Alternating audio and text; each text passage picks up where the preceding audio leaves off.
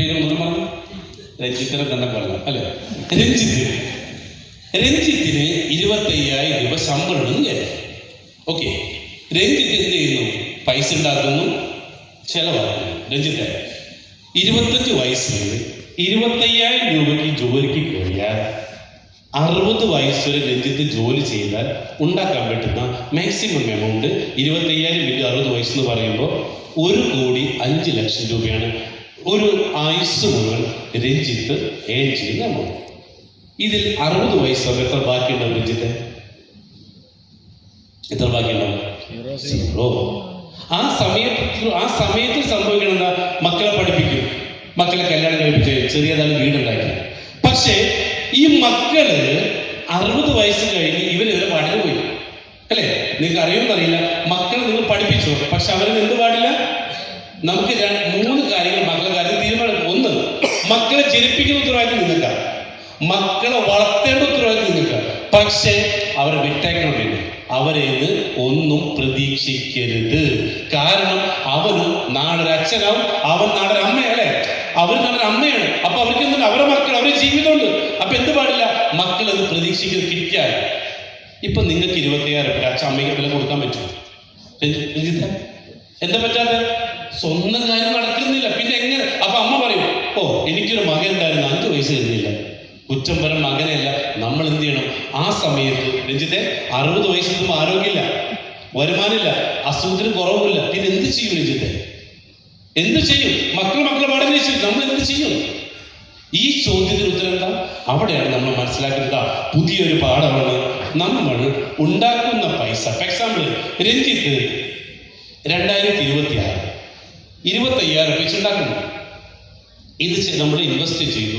അതായത് 2,20,000 അതായത് ഒരു മാസം 25,000, ഒരു കൊല്ലത്രയും 3,00,000 രൂപ. രഞ്ജിത്തിന്റെ ഒരു കൊല്ലത്തെ വരുമാനം 3,00,000 രൂപ. ഈ 3,00,000 രൂപ രഞ്ജിത്ത് എന്ത് ചെയ്തു? കഴിഞ്ഞ കൊല്ലം നേരെ ഇൻവെസ്റ്റ് ചെയ്തു. ഓക്കെ, അപ്പോൾ അതിന് പുറമെ രഞ്ജിത്ത് എന്ത് ചെയ്തു? എവിടെ നിൽക്കോ ഒരു നമ്മുടെ കോട്ടേജ് വിൽക്കാനെന്ന് പറഞ്ഞപ്പോൾ വാടക കിട്ടുമെന്ന് പറഞ്ഞു. ആവറേജ് 2.5% കിട്ടുമെന്ന് പറഞ്ഞപ്പോൾ രഞ്ജിത്ത് 10,00,000 രൂപ കുറിയും അല്ലെ ഭാര്യയുടെ സ്വർണ്ണമൊക്കെ വെച്ച് ഇൻവെസ്റ്റ് ചെയ്തു. അങ്ങനെ 10,00,000 രൂപ രഞ്ജിത്ത് ഇൻവെസ്റ്റ് ചെയ്തു.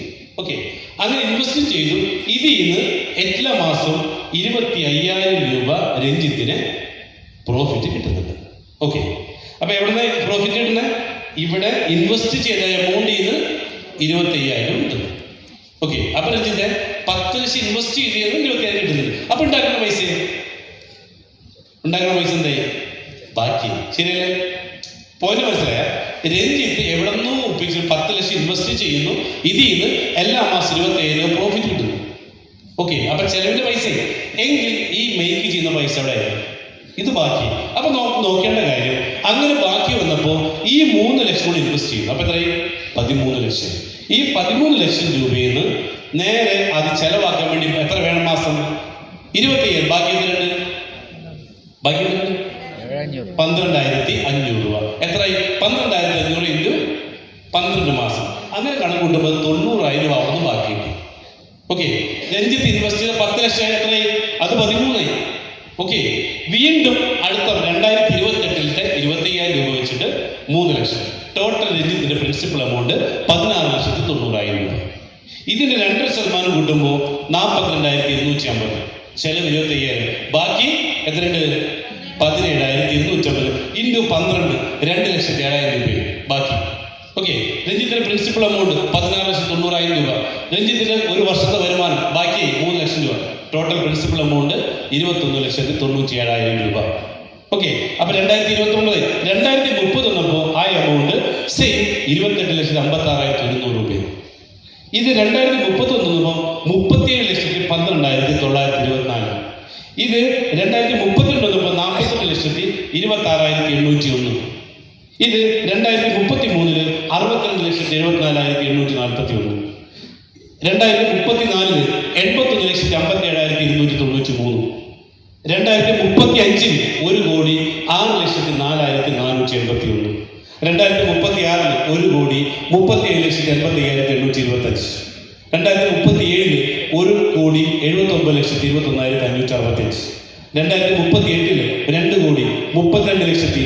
2039 3,2,87,444. 2040 3,93,73,677. 2041 15 കൊല്ലം കഴിഞ്ഞപ്പോൾ രഞ്ജിത്തിന് എമൗണ്ട് 5,11,85,780 രൂപയായിട്ട് മാറി. രഞ്ജിത്ത് ഇൻവെസ്റ്റഡ് എമൗണ്ട് എത്ര? 10 ലക്ഷം രൂപ. ഇപ്പൊ മാസം വരുമാനം എത്രയാണ് രഞ്ജിത്ത്? 12,79,644. രഞ്ജിത്ത് ഇപ്പൊ വയസ്സ് എത്രയും? 36. 36 പ്ലസ് 15 41 വയസ്സ്, അല്ല 51 വയസ്സ്. 51 വയസ്സ് രഞ്ജിത്തിന്റെ വരുമാനം 12,79,644. ഇനി ആ സമയത്ത് നമ്മളെ ക്യാപിറ്റൽ എമൗണ്ട് എത്ര? 5,11,00,000 രൂപ. ഇൻവെസ്റ്റഡ് എമൗണ്ട് എത്ര? 10 ലക്ഷം രൂപ. ഈ 10 ലക്ഷം ഇൻവെസ്റ്റ് എന്താ പറ്റിയ അല്ലേ? ഇങ്ങനെയാണ് നമ്മൾ പൈസ ഉണ്ടാക്കിയിട്ട് ഇതിന് പണിക്ക് വിടേണ്ടത്. ഇപ്പൊ നമുക്ക് എന്തറിയും?